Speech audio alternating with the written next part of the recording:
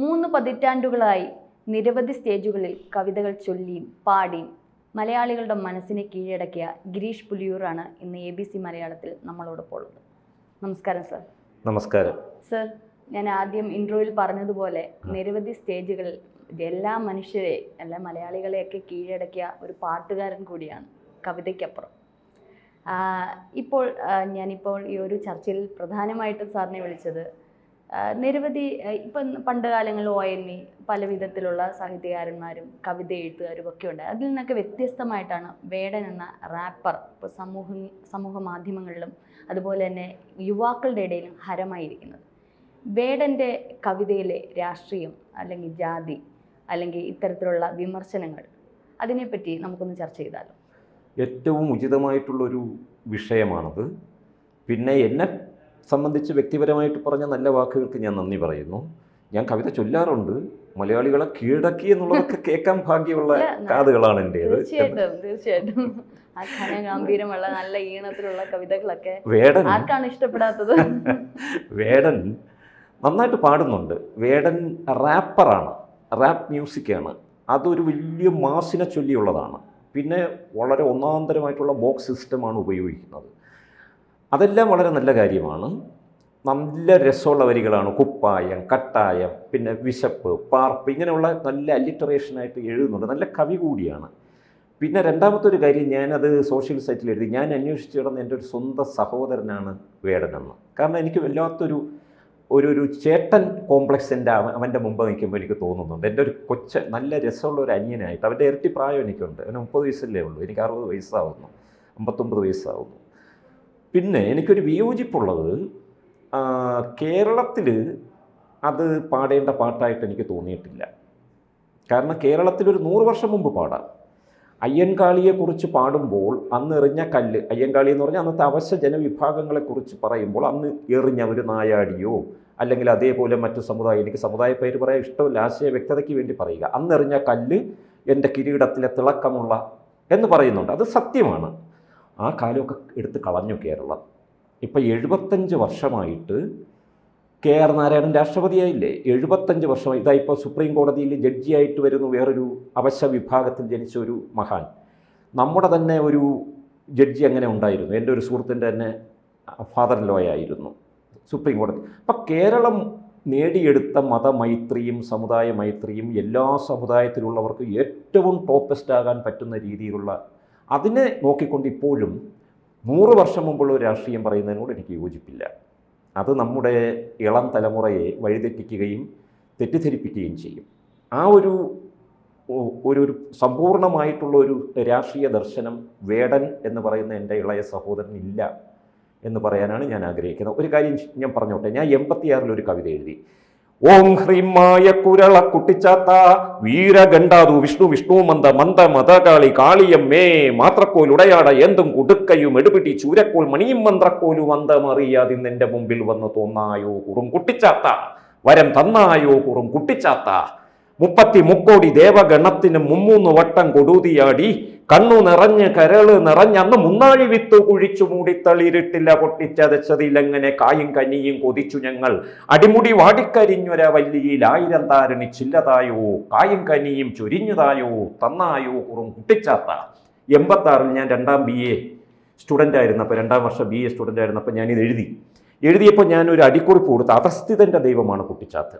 ഞാൻ ചോദിച്ചോളട്ടെ, ഞാൻ ജനിച്ച സമുദായത്തെ വെച്ചാണ് എൻ്റെ സുഹൃത്തുക്കൾ എൻ്റെ ഈ കവിതയെ വിലയിരുത്തുന്നതെങ്കിൽ എനിക്ക് ഖേദമുണ്ട്. എൻ്റെ കടമ്മനിട്ട എന്ന് പറയുന്ന മഹാഗുരു, എൻ്റെ ഗുരു മഹാകവി എന്താ പാടിയത്? നിങ്ങൾ എൻ്റെ കറുത്ത മക്കളെ ചുട്ടു തിന്നുന്നോ, നിങ്ങൾ അവരുടെ നിറഞ്ഞ കണ്ണുകൾ ചുഴന്നെടുക്കുന്നോ, നിങ്ങൾ ഓർക്കുക നിങ്ങളെങ്ങനെ നിങ്ങളായെന്ന്. അതിന് ഞാനൊരു തിരുത്തു കൊടുക്കുന്നുണ്ട്. നമ്മൾ ഓർക്കുക നമ്മളെങ്ങനെ നമ്മളായെന്ന്. ഏറ്റവും കാലാനുകൂലമായിട്ട് അതിനെ അങ്ങനെയാണ് നമ്മളിപ്പോൾ വ്യാഖ്യാനിക്കേണ്ടത്. അപ്പോൾ കേരളം നേടിയെടുത്ത ഒരു വല്ലാത്തൊരു, ആർക്ക് വേണമെങ്കിൽ, ഇപ്പോൾ എൻ്റെ വേടൻ വേണമെങ്കിൽ, എന്തുകൊണ്ടാണ് വേടൻ പറയുന്നു വേടന് പാടാൻ മാത്രമാണ് സ്വാതന്ത്ര്യം, അതുകൊണ്ട് ഞാൻ പാടും, ഞാൻ പാണനാണ് എന്ന് പറയുന്നു. ആ സ്വത്വബോധമൊക്കെ നല്ലത് തന്നെയാണ്. പക്ഷേ തമിഴ്നാട്ടിലുള്ള ഒരാൾ പറഞ്ഞു കൊടുക്കുന്ന കാര്യങ്ങൾ കേരളത്തിൽ പാടേണ്ട ഘട്ടം കഴിഞ്ഞു. അതൊക്കെ പഴയ കേരളം ഇന്ത്യയിലെ മറ്റ് സംസ്ഥാനങ്ങളിൽ നമുക്ക് കാണാൻ പറ്റും. ഞാൻ കാണുന്നത് നൂറ്റാണ്ട് മുമ്പുള്ള കേരളത്തെയാണ്. ഞാൻ 1966 ജനിക്കുന്നത്.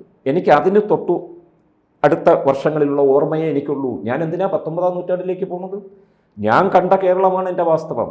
അവിടെ നെടുമങ്ങാട്, ഉഴമലയ്ക്കൽ, പുലിയൂർ ഗ്രാമത്തിൽ ഞങ്ങളുടെ വീടിന് ചുറ്റുമുള്ള വയലേലകളിൽ അധ്വാനിക്കാൻ വന്നത് പരമ്പരാഗതമായി പാടങ്ങളിൽ അധ്വാനിക്കുമായിരുന്ന അമ്മമാരും ചേച്ചിമാരും മാത്രമല്ല, അവരോടൊപ്പം എൻ്റെ രക്തബന്ധുക്കൾ, എൻ്റെ അതേ സമുദായത്തിലുള്ള ആൾക്കാർ ഒന്നിച്ചിരുന്ന് കളിയും ചിരിയും പാട്ടുമായിട്ട് വയലിൽ പണിയെടുക്കുന്ന കണ്ടു വളർന്നവനാണ് ഞാൻ. എൻ്റെ അച്ഛൻ ഇങ്ങനെ അരിവെട്ടിയിൽ മുളയ്ക്കാറായ നെല്ല് അതിൻ്റെ വിത്ത് വെച്ചിട്ട് ഇങ്ങനെ താളത്തിൽ ചവിട്ടി ഇങ്ങനെ വയലിൽ വിത്തെറിയുന്നത് കണ്ടു വളർന്നവനാണ് ഞാൻ. അപ്പം ഞാൻ കണ്ടത്, ഞാൻ കേട്ടത്, അതാണ് എൻ്റെ യാഥാർത്ഥ്യം. ഞാൻ ചരിത്രത്തിൽ പഠിക്കുന്നതൊക്കെ അത് ചരിത്രം മാത്രമാണ്. ഇനി വരാനിരിക്കുന്ന കാലത്തെ ഞാൻ കാണേണ്ടത് ഞാൻ കണ്ടു വളർന്ന വാസ്തവം വെച്ച് നോക്കുമ്പോഴാണ്. പിന്നെ മറ്റൊരു കാര്യം എനിക്ക് പറയാനുള്ളത്, ഒന്നാന്തരം പാട്ടെഴുത്തുകാരനാണ് നമ്മുടെ വേടൻ. നല്ല രസമായിട്ട് പാടുന്നുണ്ട്, അവന് നല്ല ബോഡി ലാംഗ്വേജ് ഉണ്ട്. അവൻ സ്റ്റേജിൽ നിന്ന് ഞാൻ അവനെന്ന് പറയുന്നത് എൻ്റെ അനുജനായിട്ട് കണ്ടതുകൊണ്ടാണ് കേട്ടോ, സ്വന്തം അനുജനായിട്ട് കണ്ടതുകൊണ്ടാണ്. സ്റ്റേജിൽ നിന്ന് കഴിഞ്ഞാൽ എന്തൊരു ഐശ്വര്യമാണ് കാണാൻ, എന്ത് രസമുള്ള കുട്ടിയാണ്. പിന്നെ അവൻ്റെ വേഷം, അവൻ്റെ ആ സ്ലീവ്ലെസ് ആയിട്ടുള്ള ബനിയനും ജീൻസും ഒക്കെ ഇട്ടിട്ടുള്ള ആ രീതിയിലൊക്കെ ഞാൻ അംഗീകരിക്കുന്നു. എനിക്കൊരു റിക്വസ്റ്റ് കൂടിയുണ്ട് എൻ്റെ വേടൻ എന്ന അനിയനോട് പറയുവാൻ. എന്തെന്ന് ചോദിച്ചു കഴിഞ്ഞാൽ, വേടൻ്റെ പാട്ടുകൾ ഇനി പുഴയെ സംരക്ഷിച്ചതിനെ കുറിച്ചായിരിക്കണം.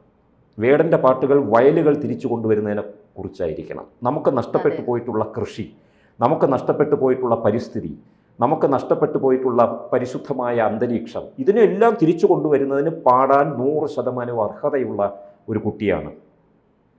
ഇപ്പോൾ ചേട്ടൻ പറഞ്ഞതുപോലെ നമ്മളുടെ ചരിത്രം വീണ്ടും ഇപ്പോൾ എല്ലാവരും പറയുന്നുണ്ട്, എന്തിന് വേടനെ വെറുക്കണം, അല്ലെങ്കിൽ വേടൻ്റെ വരികളല്ലേ നിങ്ങൾക്കൊക്കെ ഇത്ര അമർഷം ഉണ്ടാകുന്ന തരത്തിലുള്ള കമൻറ്റുകളൊക്കെ ഈ സോഷ്യൽ മീഡിയയിൽ കാണാം.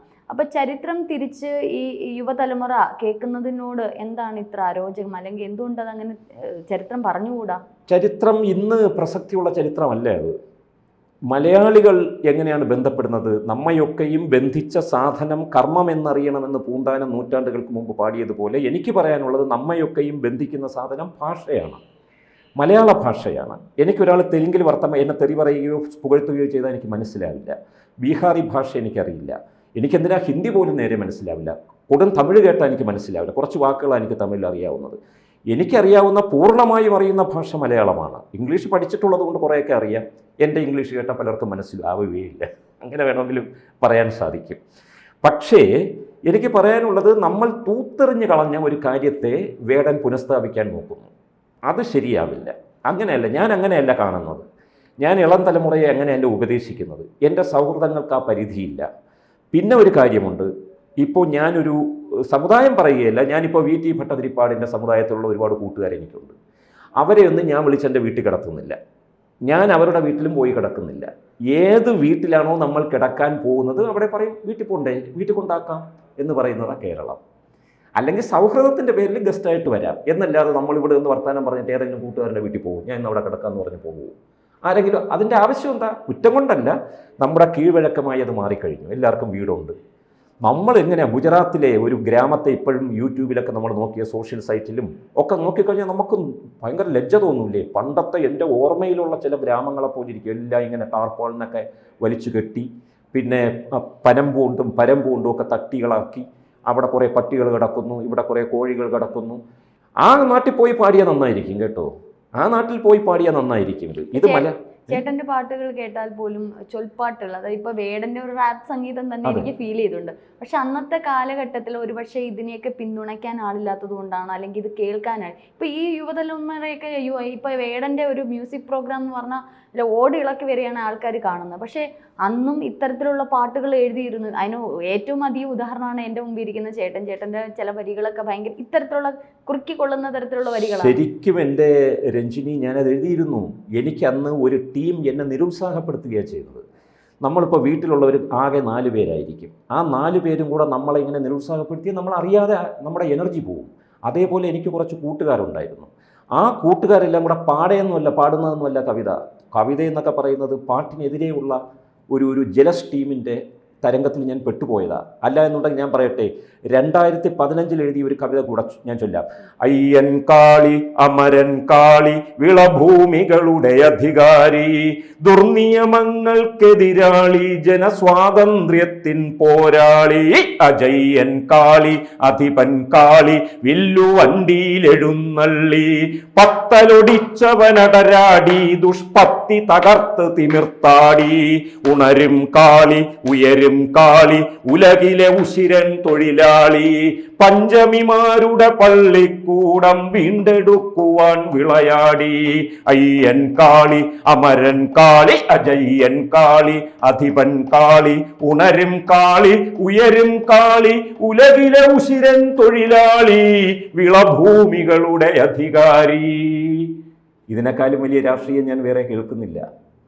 ഉലകിലെ ഉശിരൻ തൊഴിലാളി വിളഭൂമികളുടെ അധികാരിയാണെന്ന് പറഞ്ഞ മഹാത്മാ അയ്യങ്കാളി ഒരു സമുദായ നേതാവായി ഞാൻ കാണില്ല. വർഗാടിസ്ഥാനത്തിൽ അന്നുണ്ടായിരുന്ന എല്ലാ സാധുജനങ്ങളെയും സംഘടിപ്പിച്ച ഒരു മഹാനുഭാവനായ പോരാളിയാണ്. അല്ലാതെ അദ്ദേഹം ജനിച്ച സമുദായത്തിൻ്റെ പ്രതിനിധിയായിട്ട് ഇന്ന് കാണാൻ പറ്റില്ല. ചട്ടമ്പി സ്വാമികൾ അങ്ങനെ പറ്റില്ല, ശ്രീനാരായണ ഗുരുദേവൻ അങ്ങനെ പറ്റില്ല, പൊയ്കയിലപ്പച്ചൻ അങ്ങനെ പറ്റില്ല, കറപ്പൻ മാസ്റ്ററെ പറ്റില്ല, വേലുക്കുട്ടിയരയനെ പറ്റില്ല. അതിനെയൊക്കെ തിരിച്ചു കൊണ്ടുവന്നിട്ട് വോട്ട് തട്ടിയെടുക്കാനുള്ള കുതന്ത്രങ്ങളിൽ ഇത് പെട്ടുപോകുന്നുണ്ട്. അതിനെതിരെ സംസാരിക്കുക.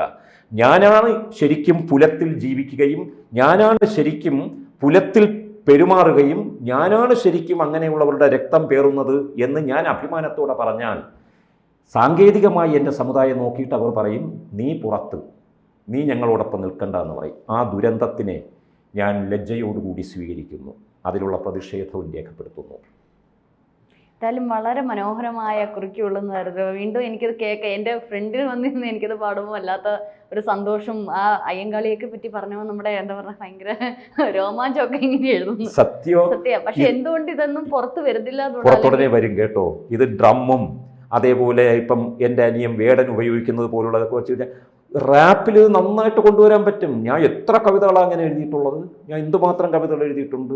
എനിക്ക് ചൊല്ലാൻ വേടൻ ഇരട്ട നീതി എന്ന് പറയുന്നു. ഇരട്ട നീതി ഇപ്പൊ കഞ്ചാവുമായിട്ട് ബന്ധപ്പെട്ട് വേടൻ അത് പോലീസ് അന്വേഷണവും കേസും ഒക്കെ ആയിട്ട് നടക്കുന്ന പുലിപ്പല്ല് ധരിച്ചു എന്നുള്ളത്. അപ്പം വേടൻ പറയുന്ന ഒരു കാര്യമുണ്ട്, അല്ലെങ്കിൽ സമൂഹം പറയുന്ന ഒരു കാര്യമുണ്ട്, ഇരട്ട നീതി. അതെന്താണ് അങ്ങനെ ഇരട്ട നീതി എന്ന് തോന്നുന്നു? ഇരട്ട നീതി കേരളത്തിലില്ല, ഇന്ത്യയിലുണ്ട്. കേരളത്തിലില്ല. ഇരട്ട നീതി കൊണ്ട് ഉദ്ദേശിക്കുന്ന മോഹൻലാലിൻ്റെ കയ്യിൽ കോടതി ശിക്ഷിച്ചില്ലല്ലോ, കോടതി ജാമ്യം കൊടുത്തില്ലേ. പിന്നെ പുലിപ്പല്ല് വെക്കുന്നതോ ആനക്കൊമ്പ് കൈവശം വെക്കുന്നതോ കഞ്ചാവ് വലിക്കുന്നതോ MDMA ഉപയോഗിക്കുന്നതോ ഒക്കെ നിയമവിരുദ്ധം തന്നെയാണ്. ഒരു പട്ടിയെ തല്ലിക്കൊല്ലുന്നത് ഇപ്പോൾ നിയമവിരുദ്ധമാണ്. ഒരു പന്നിയെ വെടിവെച്ച് കൊല്ലാൻ പാടില്ല, പ്രത്യേക സാഹചര്യം വേണം.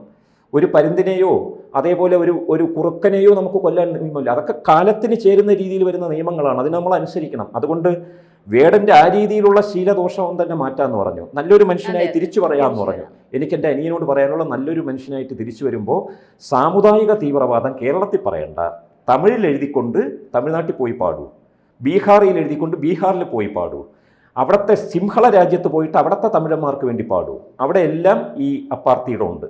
കേരളത്തിൽ അതില്ല. അത് വെറുതെ പറയുന്നതാണ്. ജാതി ചിന്ത ഉണ്ട് എന്ന് പറഞ്ഞാൽ എല്ലാവർക്കും ഉണ്ട്. എല്ലാവരും ജാതീയമായിട്ട് ചിന്തിക്കുന്നു. അത് നമ്മുടെ ഇവിടുത്തെ ചില രാഷ്ട്രീയ സംവരണത്തിൻ്റെ പ്രശ്നങ്ങൾ, പിന്നെ നമ്മൾ വരുന്ന സോഷ്യൽ മീഡിയയിലൊക്കെ വരുന്ന കമൻറ്റുകൾ, പിന്നെ തൊഴിൽ കിട്ടാനും തൊഴിലിൽ നിന്ന് കുറേ പേർക്ക് മാറി നിൽക്കാനും ഒക്കെ ഉള്ള ഒരു സാഹചര്യം സംജാതമായിരിക്കുന്നു, വന്നു ചേർന്നിരിക്കുന്നു. അങ്ങനെ ജാതി വരുന്നുണ്ട്. തിരഞ്ഞെടുപ്പ് വരുമ്പോൾ എന്ന സ്ഥാനാർത്ഥികളുടെ ജാതിയും മതവും ചർച്ചയാവുന്നു. അത് ന്യൂസ് ചാനലുകളിൽ തന്നെ ഇങ്ങനെ വരുന്നു. എൻ്റെ മണ്ഡലത്തിൽ തന്നെ ഒരു പ്രത്യേക സ്ഥാനാർത്ഥി നിന്നാൽ ആ സമുദായത്തിലുള്ളവരുടെ വോട്ട് കൊണ്ട് അയാൾ ജയിച്ചു വരുന്നു. ഇതൊക്കെ ഒരു യാഥാർത്ഥ്യം തന്നെയാണ്, അതിനൊന്നും ഞാൻ തള്ളിപ്പറയുന്നില്ല. പക്ഷേ നമ്മൾ ഒന്നിക്കുന്നതിന് വേണ്ടിയാണ് മലയാള ഭാഷ ഉപയോഗിക്കേണ്ടത്, നമ്മൾ ഭിന്നിക്കുന്നതിന് വേണ്ടിയല്ല. വേടൻ്റെ അമ്മ ശ്രീലങ്കൻ വംശജയാണെന്ന് പറയുന്നു. അപ്പം ബാക്ക് സ്റ്റോറി നമുക്കൊന്നും കൂടുതൽ അറിയില്ല. വേടൻ എന്നൊരു വ്യക്തി ഇപ്പോഴാണ് കൂടുതൽ സമൂഹ മാധ്യമങ്ങളിലൂടെയൊക്കെ നമ്മളൊക്കെ പരിചയപ്പെടുന്നത്. അപ്പം ആ ഒരു ശ്രീലങ്കൻ വംശജ എന്ന് പറയുമ്പോൾ തന്നെ അറിയാം, നമുക്ക് തമിഴ്നാട്ടിലായിരിക്കാം അവരുടെ താമസവും മറ്റുള്ള കാര്യങ്ങൾ. അപ്പം ഈ ചെറുപ്പത്തിൽ ഉണ്ടായ ചില തിക്താനുഭവങ്ങളായിരിക്കാം വേടൻ ഇത്തരത്തിൽ എഴുതുന്നത്. അപ്പൊ ശരിക്കും നമ്മുടെ കേരളവുമായി ഇത് യാതൊരു ബന്ധവും കുറച്ചുകൂടി അതെ.